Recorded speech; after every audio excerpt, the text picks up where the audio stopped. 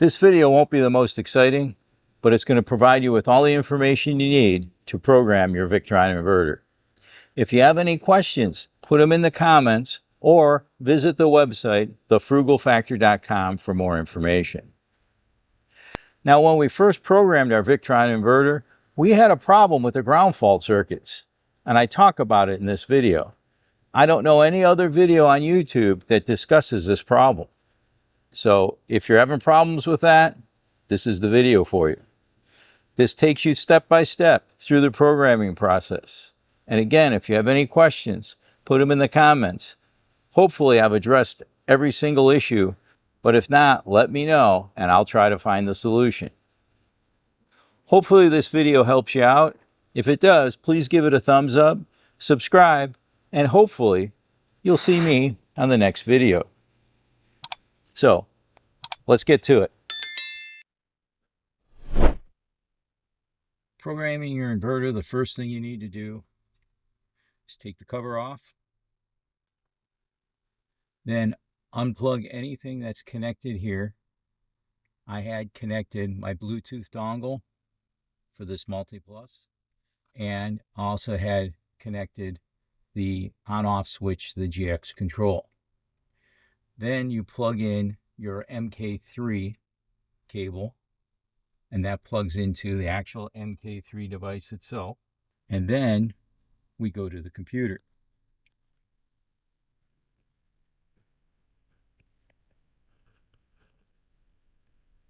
And you've got your MK3 USB interface, and it plugs right in to your laptop. Then you're going to start up your Victron Connect app. Once it starts up, it will search. And in the beginning, it's going to take a few minutes to find it the first time. But then you'll find your inverter, and you click on it, and it'll open up the screen, and now we'll begin programming. Once connected, the software will check the firmware version on the MK3 and will notify you if an update is needed. Be sure to select the update if it's indicated. The same is true of your Multiplus. If it senses there's a firmware update available, it will notify you. Select your inverter. When it opens, click on the gear icon in the upper right corner. Then you'll see Settings. It will say Settings Disabled. Below that paragraph, click Enable Settings and enter the password, which is all caps ZZZ. Now you see the menu. Click on General. Now under the Generals tab, you want to be sure the frequency is set to 60 Hertz. That's for the United States. 60 Hertz is how fast the AC is moving back and forth. And in the United States, the standard is 60. If you're in Europe or another country, this may be different. AC1 input current limit. This is the maximum the inverter will attempt to pull from shore power. If you have a Multiplus with a 30 amp service, set this just below that to 27 or 28. If you have a Multiplus 2 with a 2 times 120, you might have a 50 amp service, and I would set this at 47 or 48. I have set this at 12 because often I'm at someone's home, and usually their circuit breakers are 15 amps. Even 12 could throw the circuit breaker if there are other loads on that circuit. The next setting, current limit overruled by remote. This allows you to overrule the setting you just made. On the Victron control panel, I can adjust the current draw and reduce it to 12 amps when connected to a friend's home. Dynamic current limit. I turn this on. If you turn on a hot water heater or an air conditioner, the inverter will take the full load and slowly transfer the load to the generator or shore power. This gives the generator time to get up to full running speed. So I would keep this on. Enable battery monitor. I would leave this off because we have a separate Victron battery monitor. which is more accurate in our application. Also, our SOK batteries now have their own battery monitor built in. The remaining settings should be grayed out. Click the back arrow and then select Grid. Accept wide frequency input range.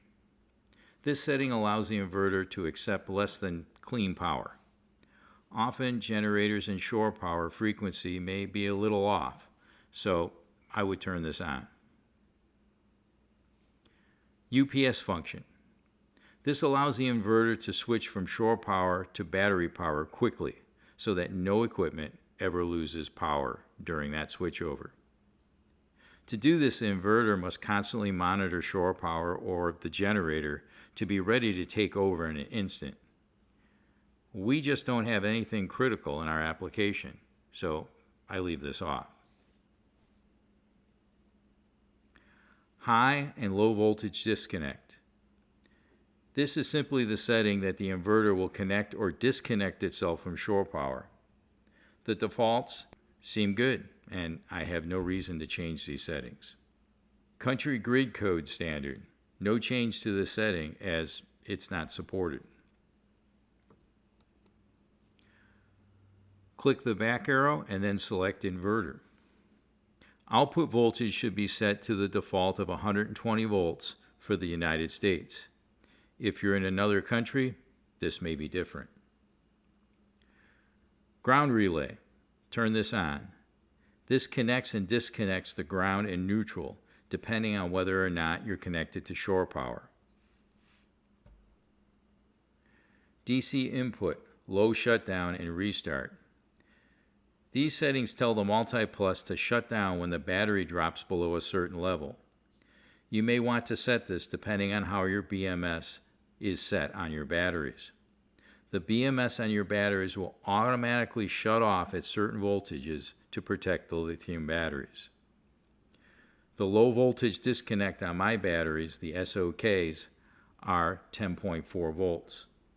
So I set the shutdown for 11 volts, the restart for 13 volts, and the pre-alarm for 12 volts. Just be sure that these settings are above your battery's BMS shutoff. This can be easily found by looking up the specifications for your lithium battery manufacturer. Low state of charge shutdown only works if you have the battery monitor on. Since we're not using the battery monitor, turn this off. What this would do is shut off the inverter when the batteries reach a certain state of charge. Your BMS should take care of this, protecting your batteries. Next is Automatic Energy Saver, AES. Turn this off. This caused me some problems. What this does is it monitors your outlets, only providing power when it's required. But this means it must search for a load on the outlet.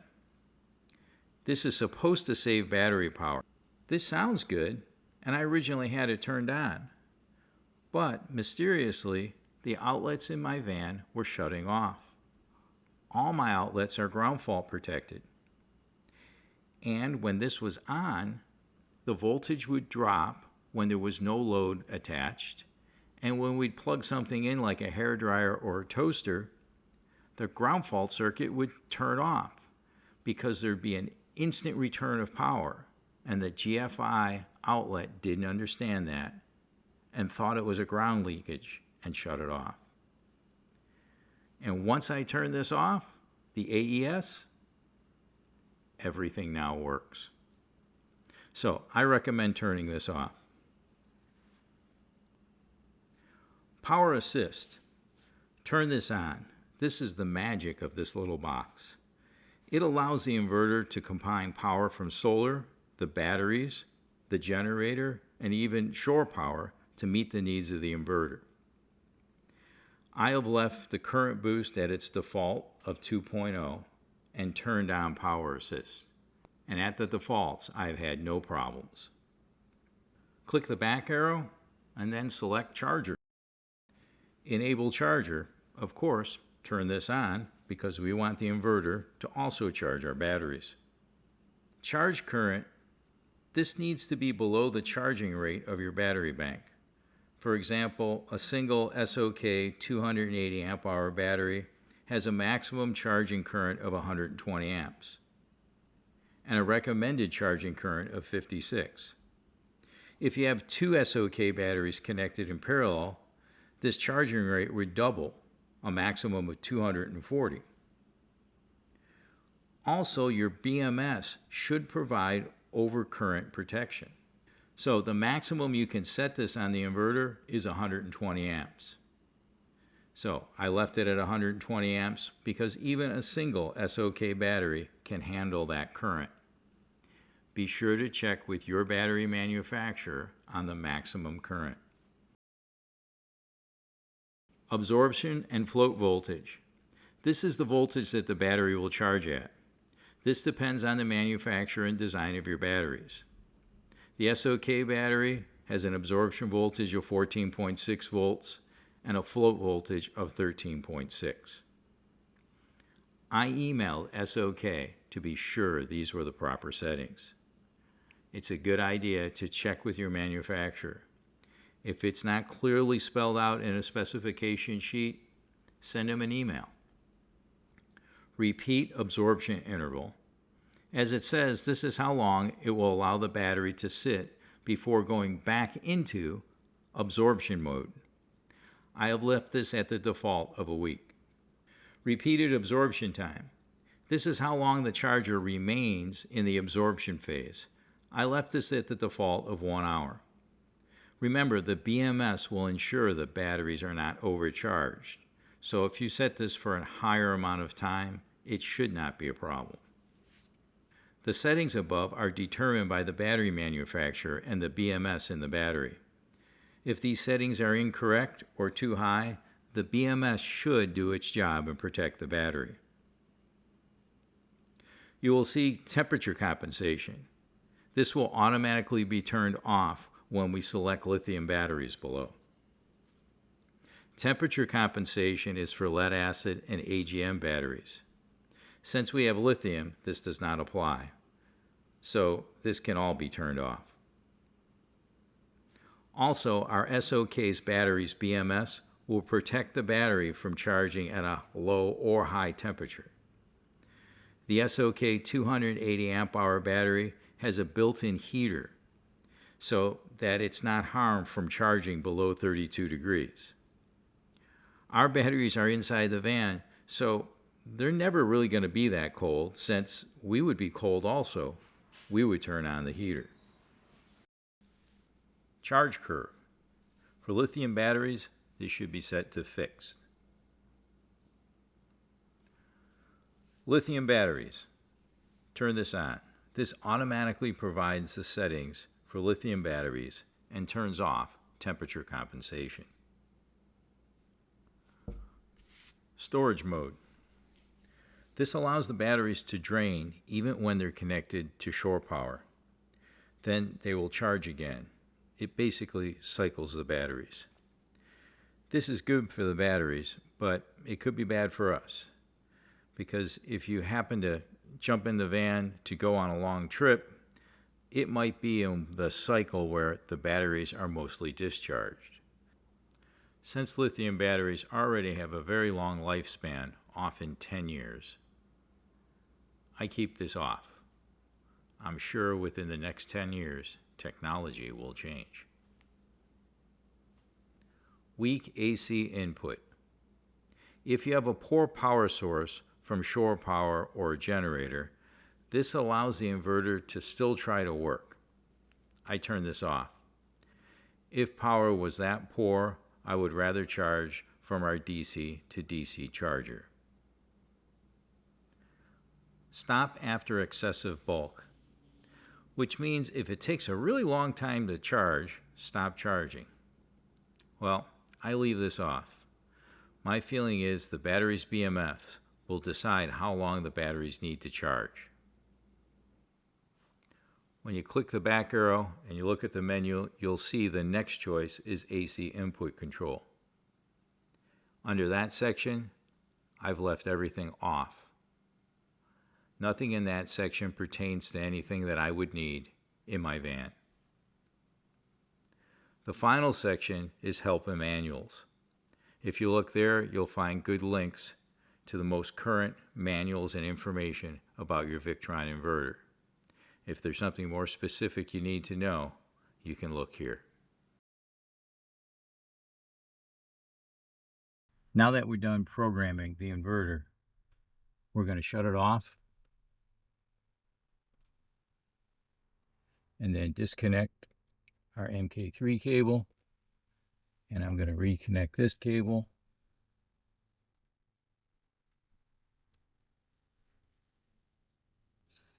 And put the cover back on.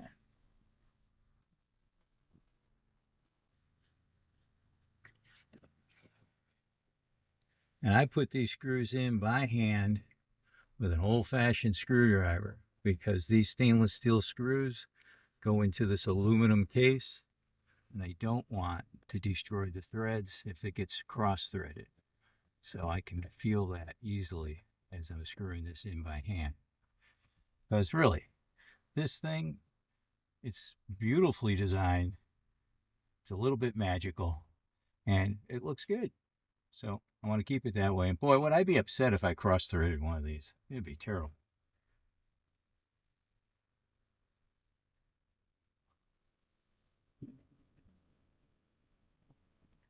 And once you've done that, don't forget, you have to turn it back on. And there she's on, and she's controlled by your multi-control switch. I've got this MK3 USB interface. Got it strapped up with this nice little strap. These are awesome. There'll be a link in the description. And I've got it with a network cable, and I'm putting that right next to my inverter, just in case somewhere on the road I need to get in and change something in the program. In the 3 years that we've been traveling, I haven't needed to do that. I finally got around to making this video for you guys. Now, also, on all of the Victron devices, like this is my Bluetooth module, all right? There is a part number, a serial number, and a PUK code. Well, it's really important that you take and on a label, get yourself the little label maker out, and on a label, print out that PUK code, and you might as well print the other ones out also, and put them on your device someplace that is easy to read. For example, 3 years ago when I installed a solar charge controller, I was fooling around with the settings, and I put in a new password, and I just picked something random, and of course I forgot what it was. In order to reset the password, I needed the PUK code. Well, that code was on the side or the back of this module, so I had to unmount it from the wall. That's not going to happen again, because now, right on the top where I can see it, I have printed and labeled the PUK code. So, just a helpful hint so that you guys don't have to do extra work like I had to. Now, hopefully, this helped you folks out. Please press the like button, subscribe, and hopefully, I'll see you again on the next video. Thank you for watching.